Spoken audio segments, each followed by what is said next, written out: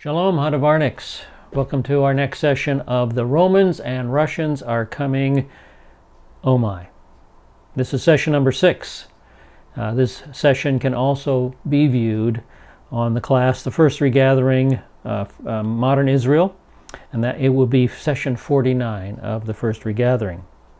All right, before we get into the new material, let's take a look at where we were last session, in session 5.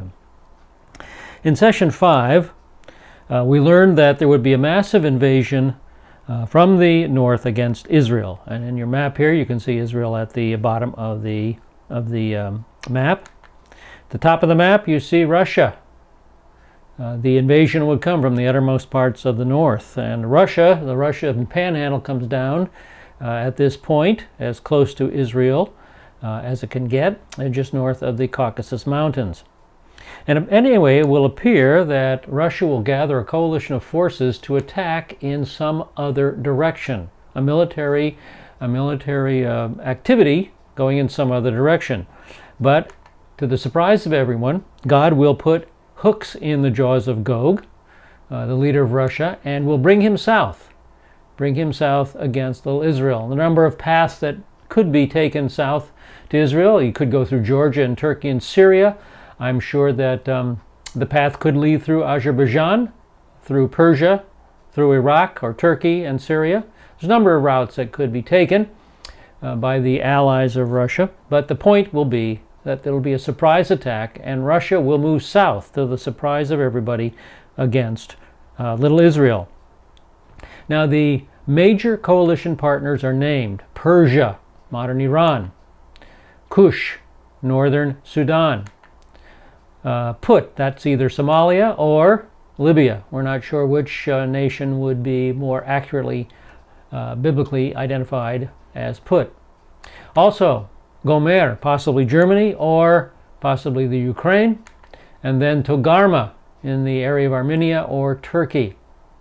And then, of course, it's mentioned, speaking of Togarma in particular, that the invasion would come from the north. And we know that the invasion will come from the uttermost parts of the north due to other sections of Scripture. And due north of Israel is Russia. And here's a map of Russia. And if you go Israel, you can see Israel in the bottom left corner here. If you go due north from Jerusalem, you run smack dab into Moscow, the capital of Russia. And then if you continue north from then on, it's Russia all the way to the Arctic Circle, all the way to the Arctic Oceans. As far as you can go, the uttermost parts of the north is Russia. Now the object of the invasion appears to be the mountains of Israel. The mountains of Israel are in the West Bank today, the occupied West Bank, but they are called the mountains of Israel. They're not called the mountains of Palestine or the mountains of anything else. These are the mountains of Israel. And so this appears to be the object of the invasion. Now the land that is invaded is described in various terms. It's described as a land that's been a desolation for many years. And here's an example of the desolation of the Judean hills in the years past. This is the Hill of Evil Council, just south of Jerusalem in 1894. Just a desolate wilderness. The invading army, the invading coalition, is described as being huge, a dark storm cloud over the whole land, portrayed in this picture here.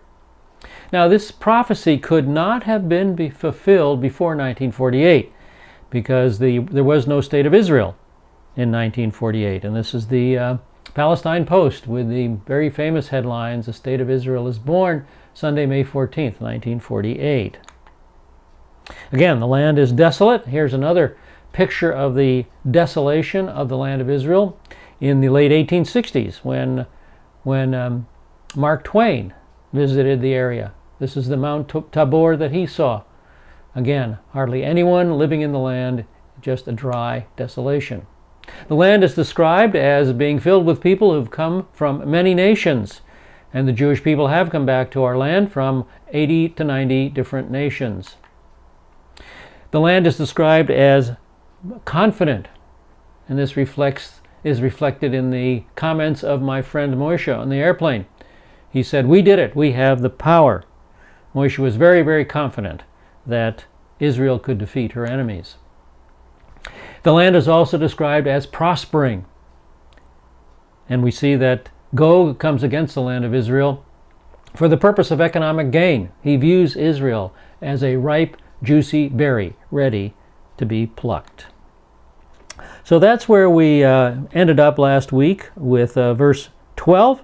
So at this point, let's move on to verse 13. And in verse 13, we see there is a protest raised against this invasion.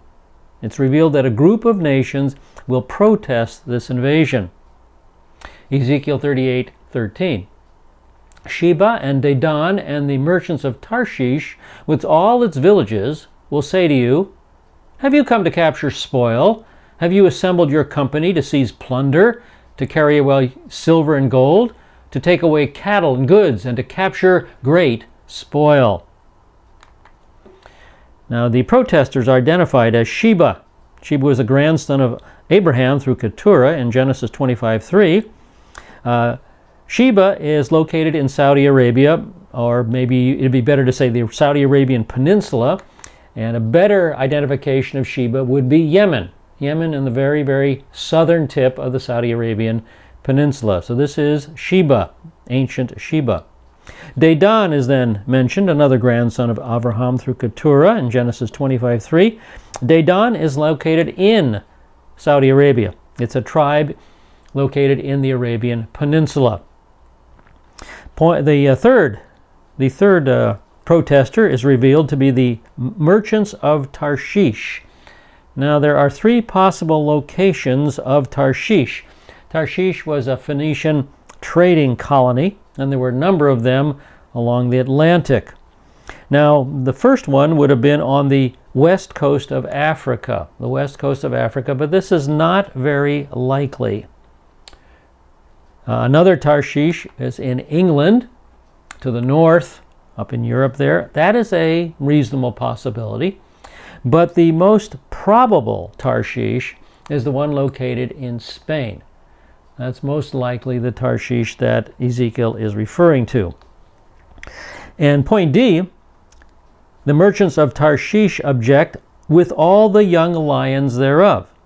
Now this is a Hebrew idiom for the nations which arose out of Tarshish.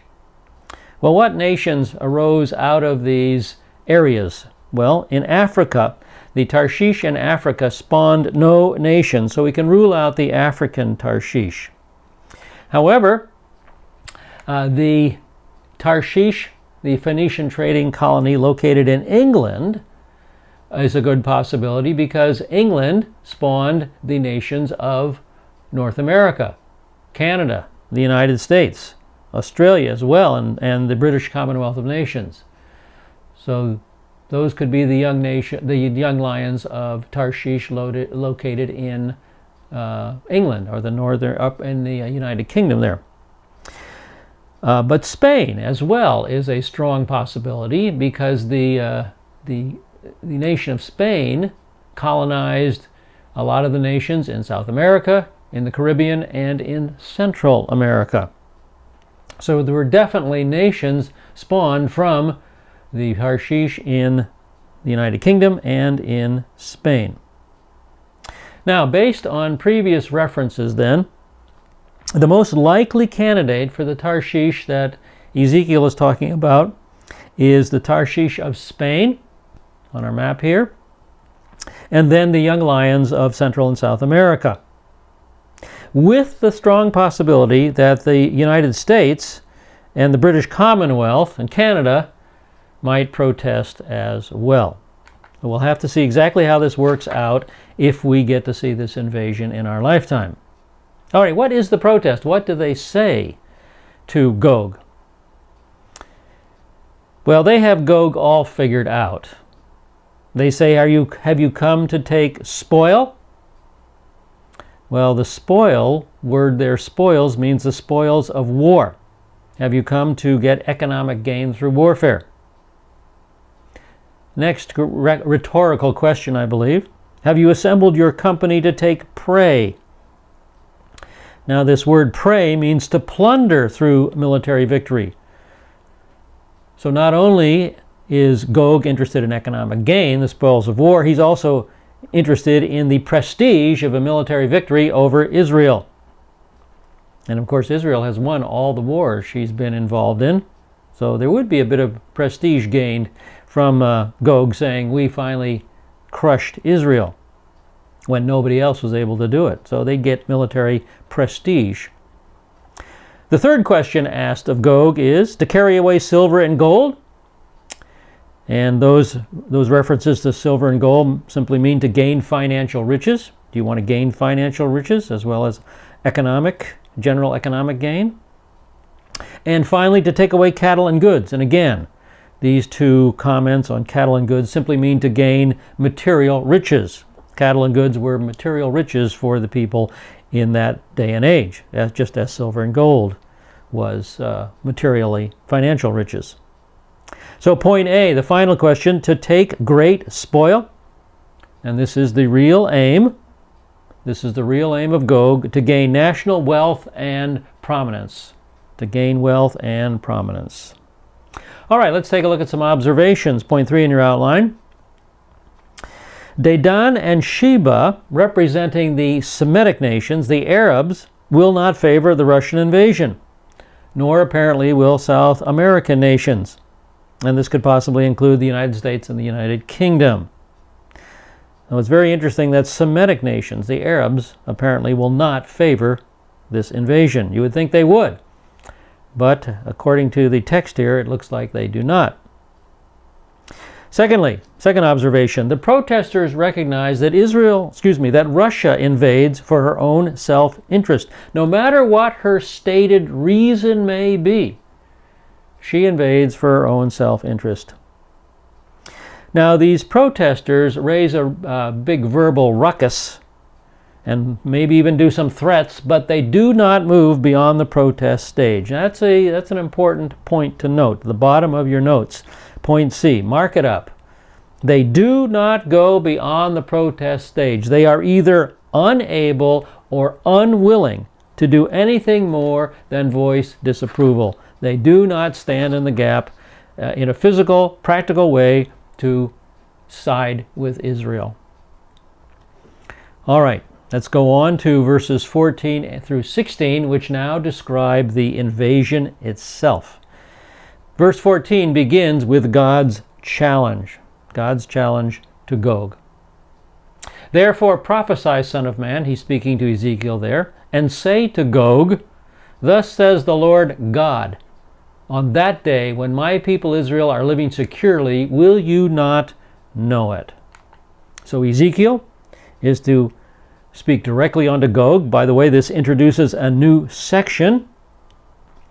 And God says, in that day my people will be dwelling securely.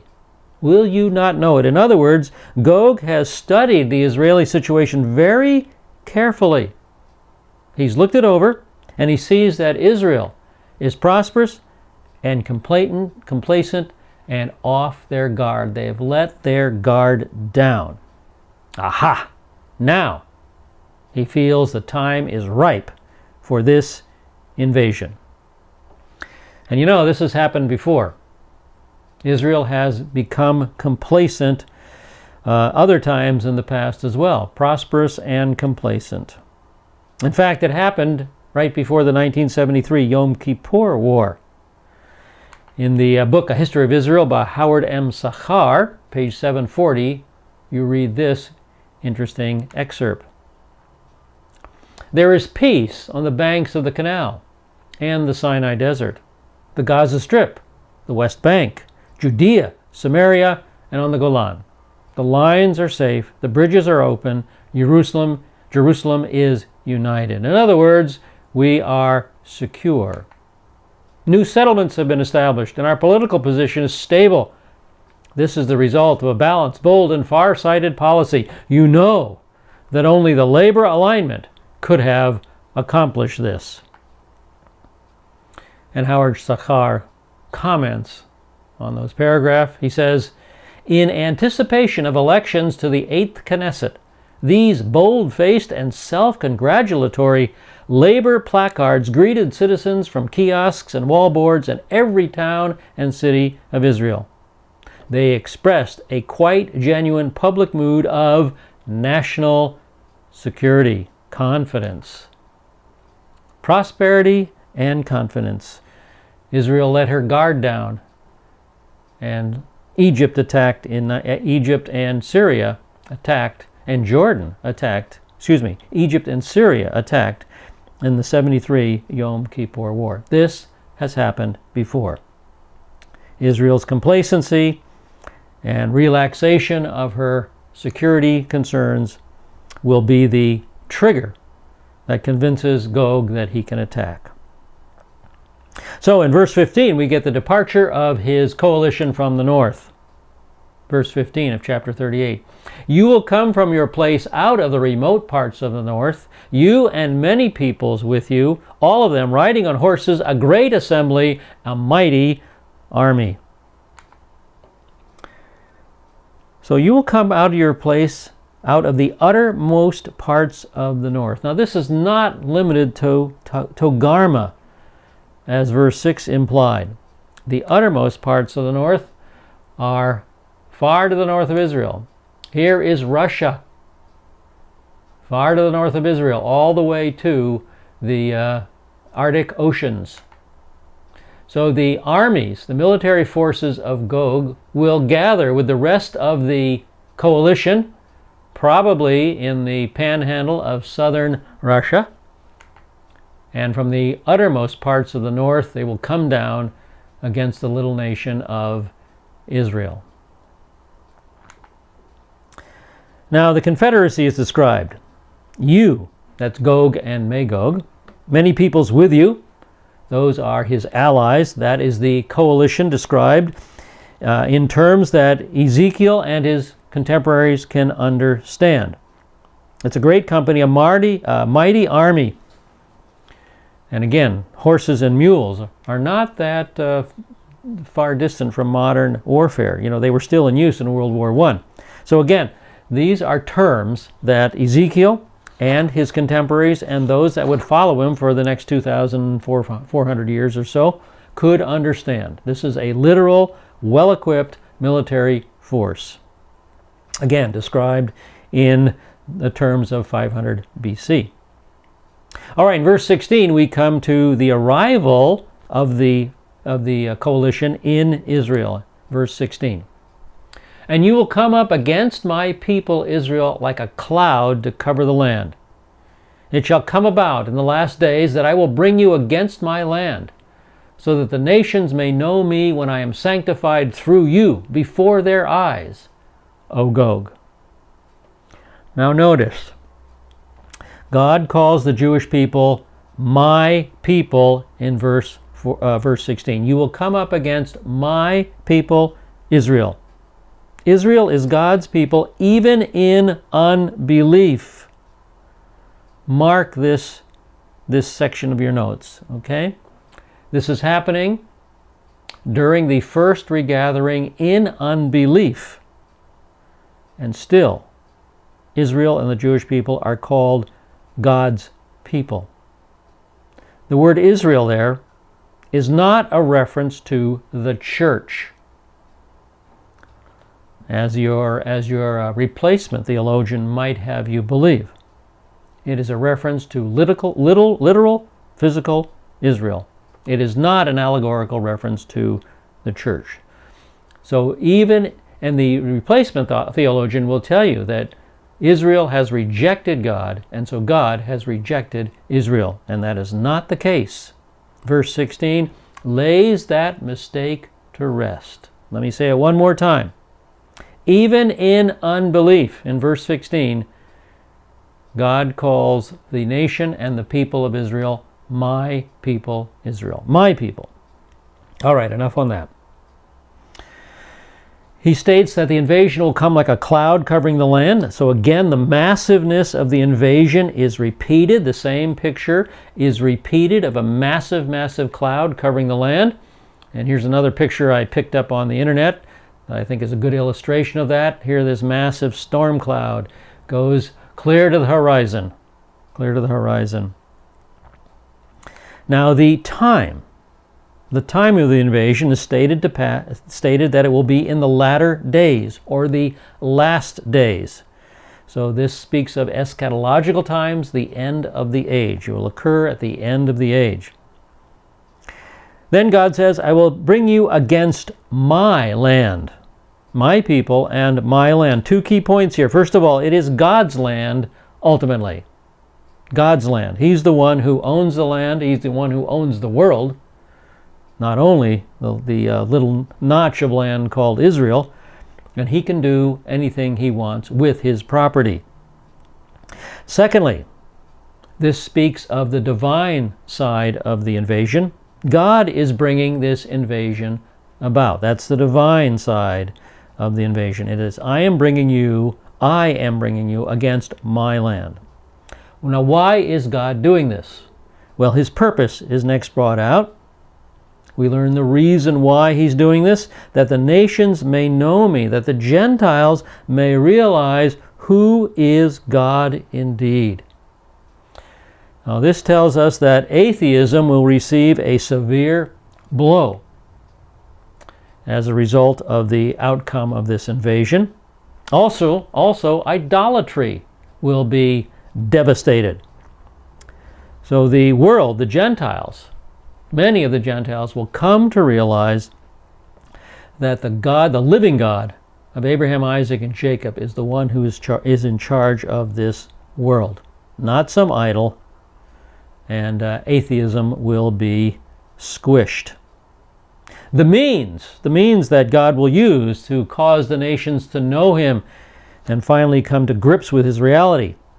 The means, when I shall be sanctified in you, O Gog, before their eyes.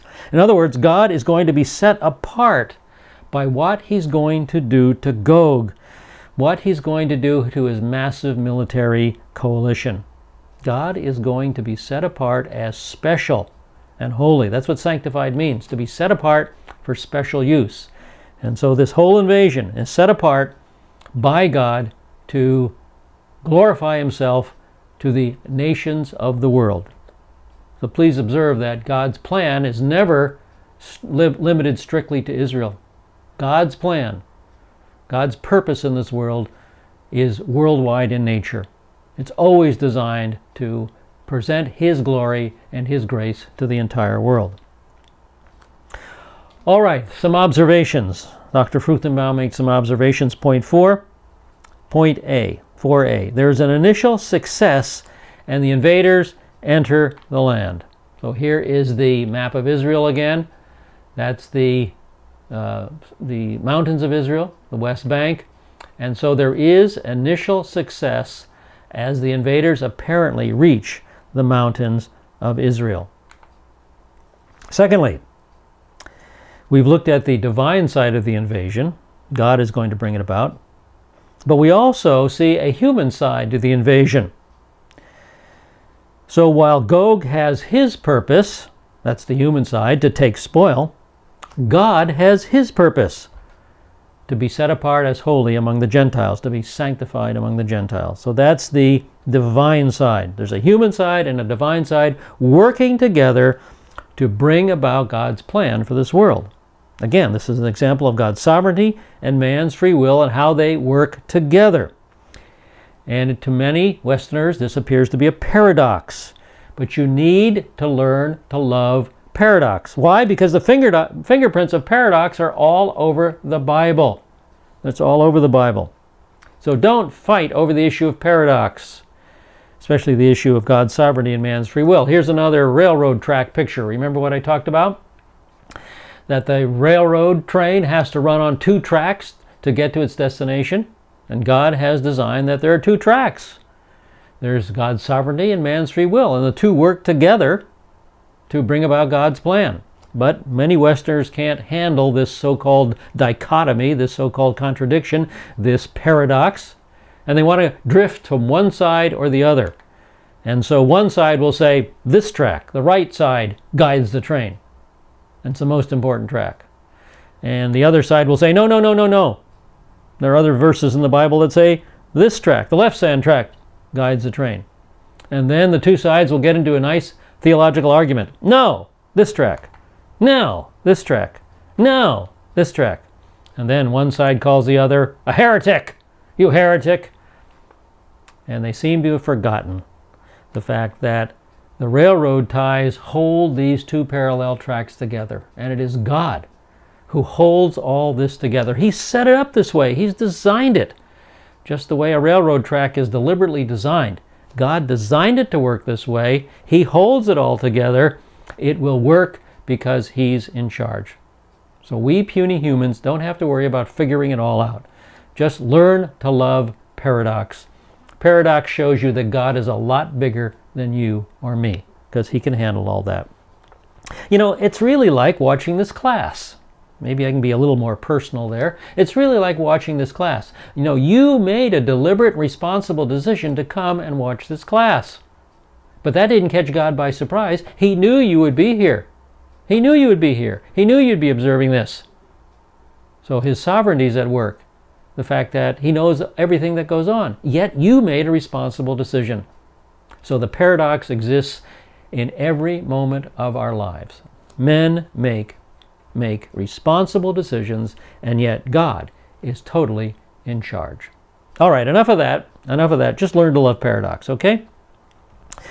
All right, let's turn to point F and verses 17 through 23, where we come to the destruction of the invaders. Verse 17 begins with a declaration and an accusation. Verse 17 of chapter 38 of Ezekiel.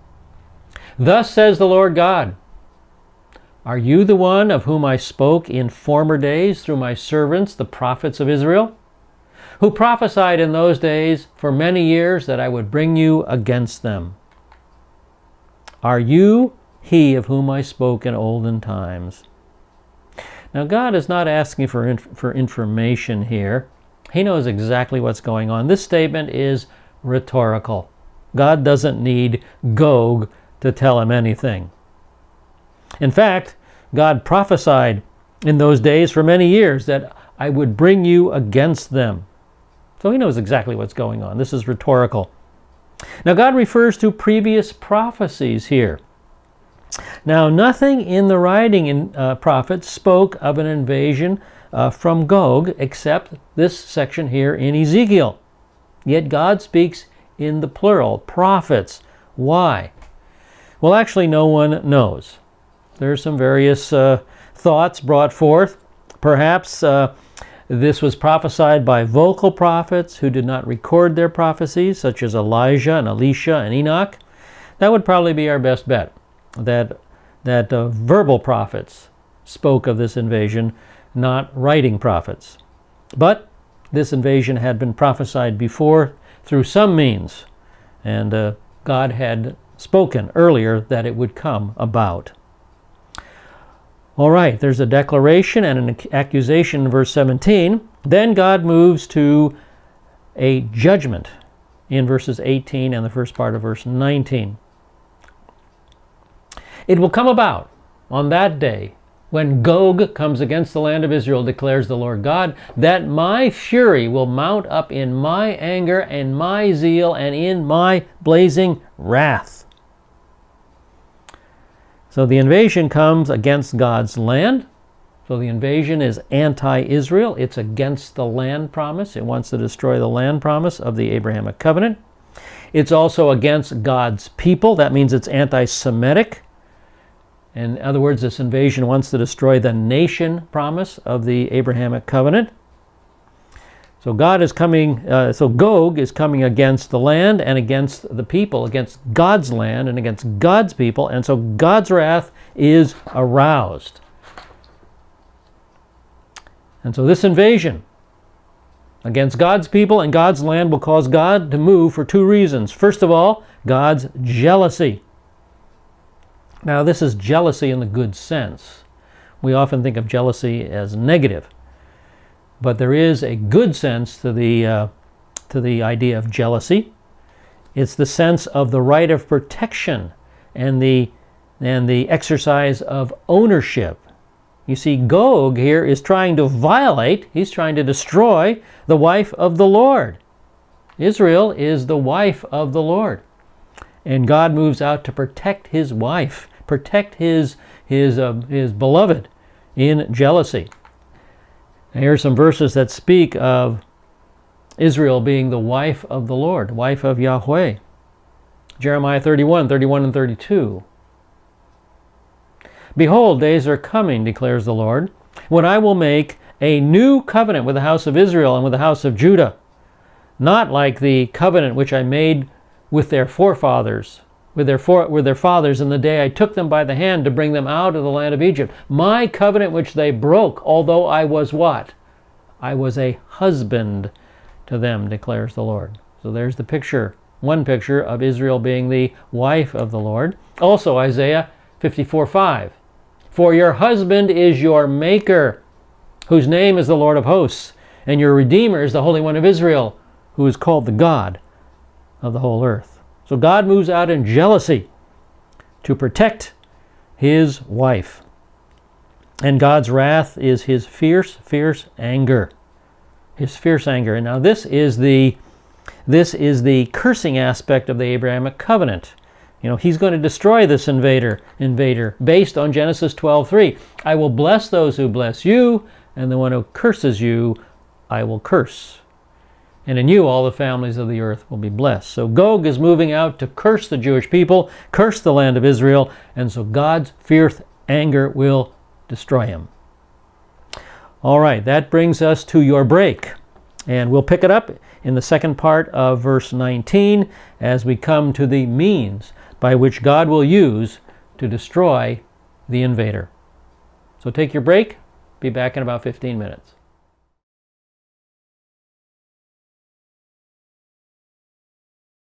All right, we're back. We're back from our break.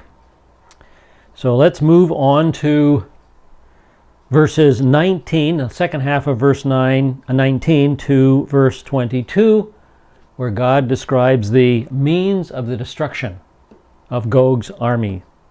The first tool that God uses is earthquake in verse 19, second half of verse 19, and into verse 20. So let's start with the shaking described in the second part of verse 19.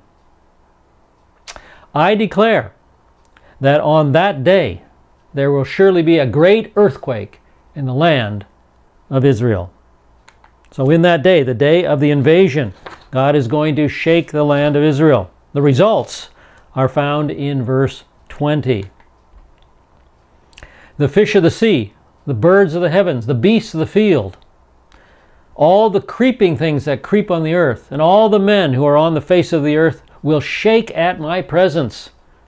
The mountains also will be thrown down, the steep pathways will collapse, and every wall will fall to the ground. In fact, in verses 20 and 21, we're going to see three results of this earthquake. So in verse 20, first of all, we see the results of the earthquake upon life. And he speaks of the fishes of the sea, the birds of the air, the beasts of the field, and the creeping things of the earth.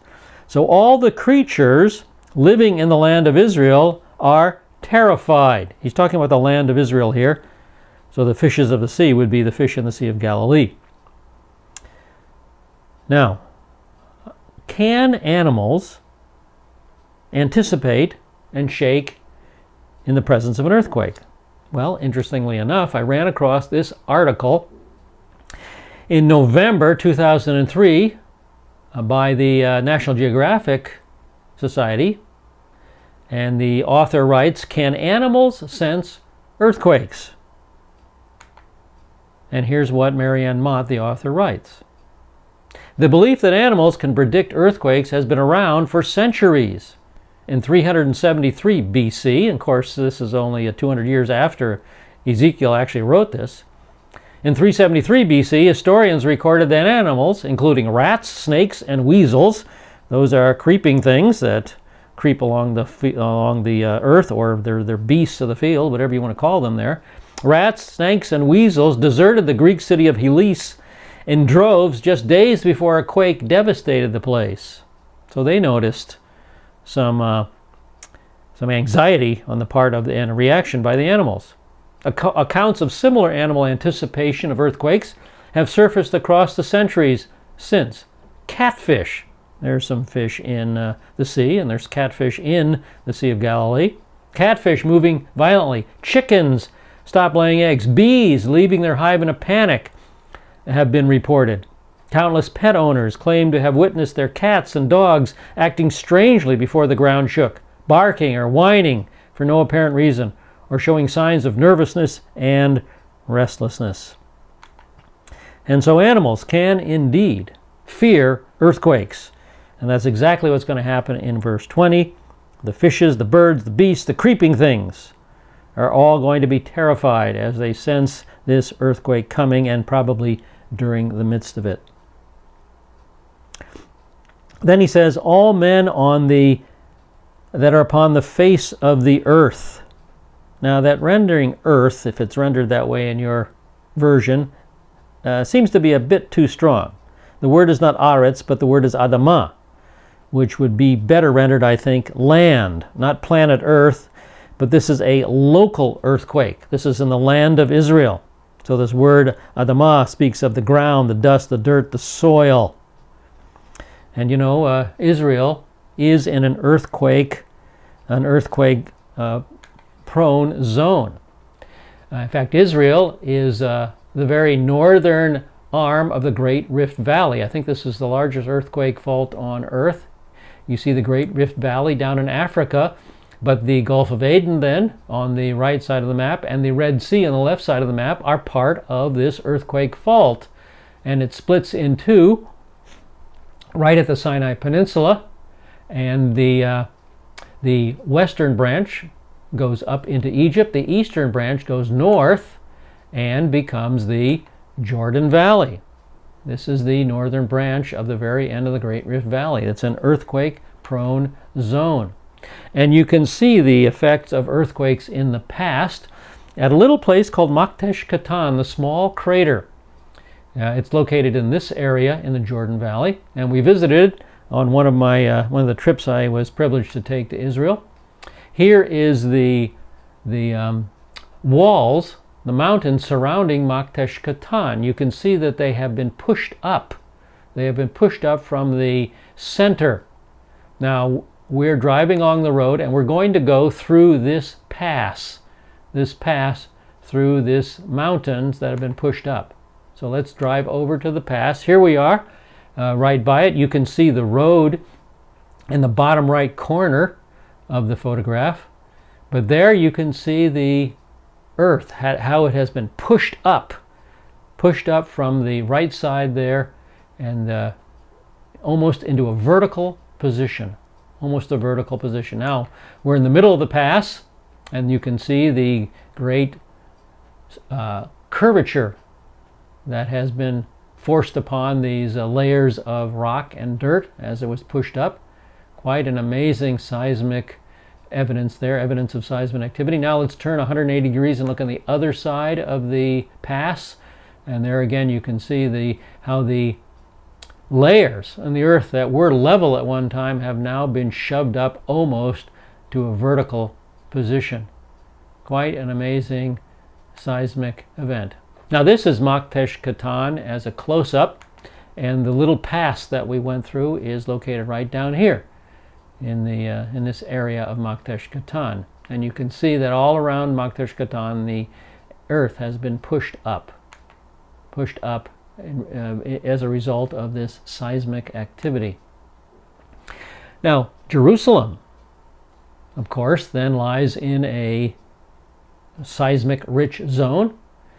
And it has been discovered that an earthquake fault runs right through the Mount of Olives. And you can see on this map, the Mount of Olives is on the right side of the map, but there's this earthquake fault running through the Mount of Olives just south of the temple and the old city. And of course, Zechariah 14:4 speaks of the Mount of Olives splitting in two, part of it moving north and part of it moving south, where that is very literally possible. Now, this is a Google Earth view of the same area. To the right, in the red circle, is the Temple Mount and the old city. That's the Temple Mount. Now, this is the Mount of Olives in this large red circle here. And this is the Kidron Valley between the Temple Mount and the Mount of Olives. And right here is that earthquake fault. And of course, you can't see it as it runs underneath the Mount of Olives, but you can at least see the fact that it runs directly into the Mount of Olives, just a little bit south of the temple and the Temple Mount.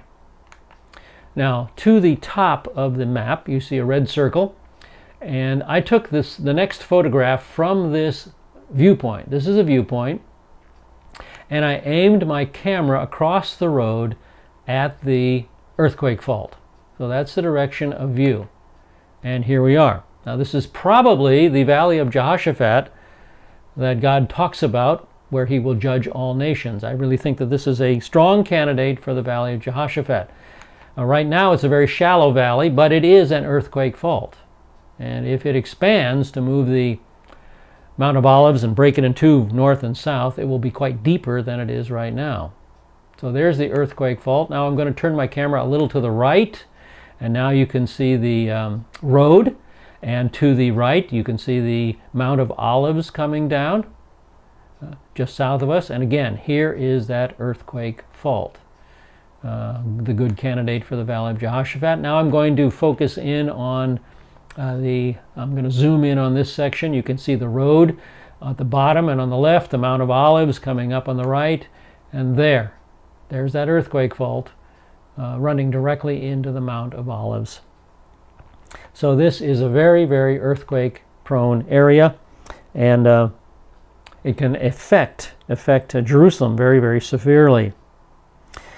Now, this earthquake, point B in your outline there, is upon the land of Israel. It's not worldwide. This is limited to Israel.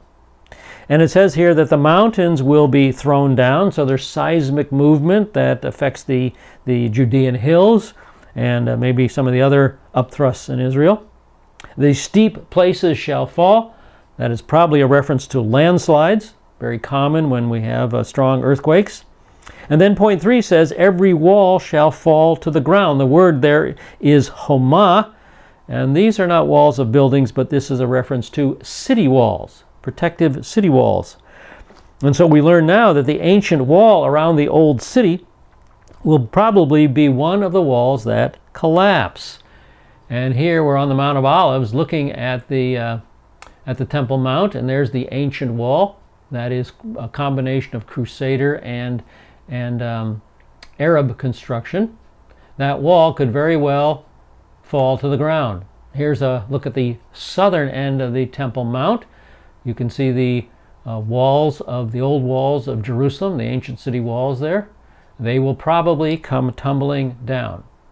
Now, this is a picture of the wall that supports the southern end of the Temple Mount. It's part of the platform that Herod the Great built to support the southern end of the Temple Mount. And when the Muslims decided to make a mosque in the area called Solomon's Stables, that's just a part of the area that upholds the temple platform using arches and architectural construction. It's been called Solomon's Stables. Anyway, they decided to clear that out and make it into a mosque. And as they did so, they weakened the southern wall of the Temple Mount. And that part of the wall, that's white here, that's brighter here, began to bulge outward. And there was a great fear that that wall would collapse all on its own. Luckily, no earthquakes occurred during the time when the wall was not repaired. Israel notified the Muslim authorities about it.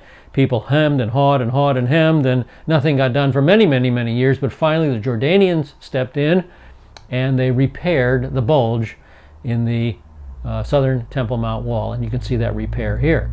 And so this wall will probably come down when this earthquake hits, because this wall is a fragile construction.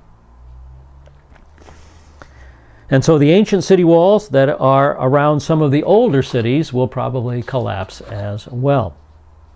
Let's move on to verse 21. In verse 21, we come to the results against Gog's army. And the first result is mutual killing in verse 21.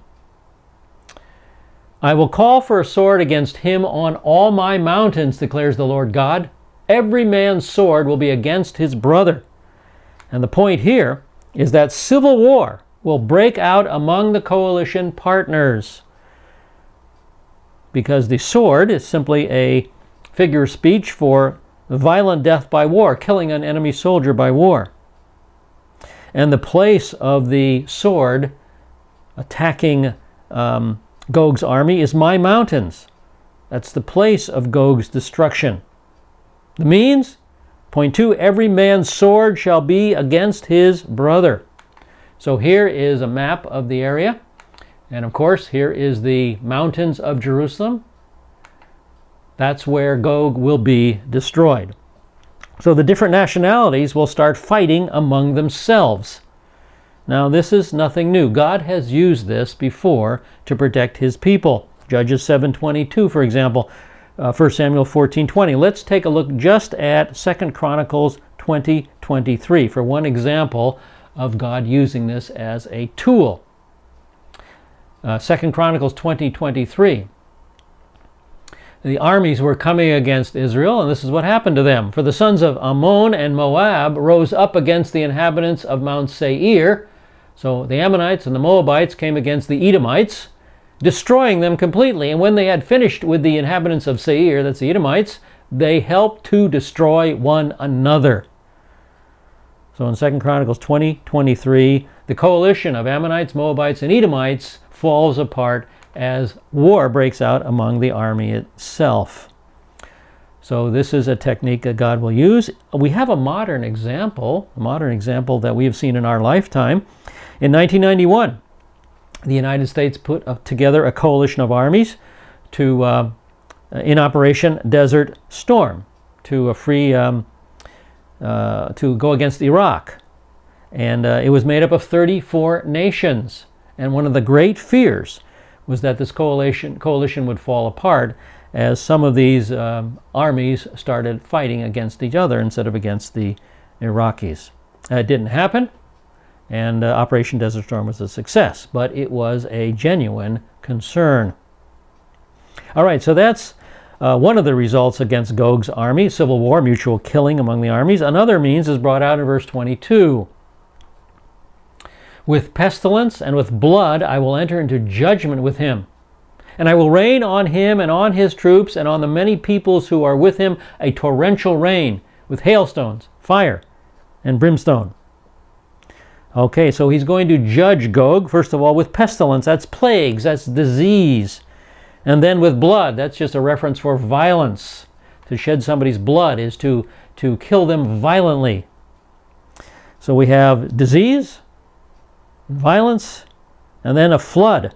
I will rain an overflowing shower. And so a torrential rain will come down at this time. This is something very unusual for Israel. You don't get rains that would be considered torrential in nature. The objects of this overflowing shower are upon him personally. Gog's going to get wet. Upon his hordes, that's his army. And upon the peoples with him, that's his coalition partners, his coalition members. Everyone's going to get literally almost swept away by this rainstorm. What's going to accompany the rainstorm? Point 3, hailstones. That's associated with raging weather. So this torrential rainstorm is going to start high in the atmosphere, forming hailstones that crash down upon the enemy. Fire and brimstone is mentioned too. Well, this is perhaps the result of volcanic activity. That's consistent with seismic activity, with an earthquake, to have volcanic eruptions occur at the same time. So it could be a result of the earthquake, fire and brimstone being hurtled into the air, coming down on Gog. Or it could be purely supernatural. God has hurled fire and brimstone out of heaven on the enemies of his people before. So whether it be natural or whether it be supernatural, fire and brimstone is going to be part of the tools God uses to decimate the armies of Gog. In verse 23, we come to the divine purpose for this judgment. I will magnify myself sanctify myself and make myself known in the sight of many nations, and they will know that I am the Lord. So 3 purposes. I will magnify myself. That means God will bring proper glory to himself. You know, he is the King of Kings and the Lord of Lords. He does deserve the proper credit and praise from his creation for all that he does. So he will magnify himself. He will bring proper praise to himself, praise that he is rightfully due for his grace and care of this world, and for the fact that he's not only a gracious God, but the fact that he's also a God of judgment, a God who brings the unrighteous to task. So he will magnify himself. Secondly, he says, I will sanctify myself. To sanctify something, again, is to set it apart as special, so that it's no longer common. So he is going to use this destruction to set himself apart as holy and special in the eyes of the world. No more will God be taken casually or insulted. Blaspheme, that's what the word blaspheme means, to insult God. The world will see him as who he really is, absolutely holy and special. Thirdly, he says, I will make myself known in the eyes of many nations. And this refers to the Gentile nations. The Gentile nations will finally understand who it was who chose Israel and who it was who protects Israel. And it's the God of heaven, the God of heaven and earth. Psalm 121:4. They will finally learn the truth of this statement. Behold, he who keeps Israel will neither slumber nor sleep. They'll finally know who protects Israel. And the result, they will know that I am, your text says Jehovah. The Hebrew text probably reads there Yahweh. They will know that I am Yahweh. I am the Lord, the creator of heaven and earth. Many in the Gentile nations will finally get it, finally understand what's going on here. All right, some observations. Point 5. God totally destroys the invaders by both natural and possibly supernatural means. So it's God who does the judgment. It's not the IDF, not the Israeli Defense Forces.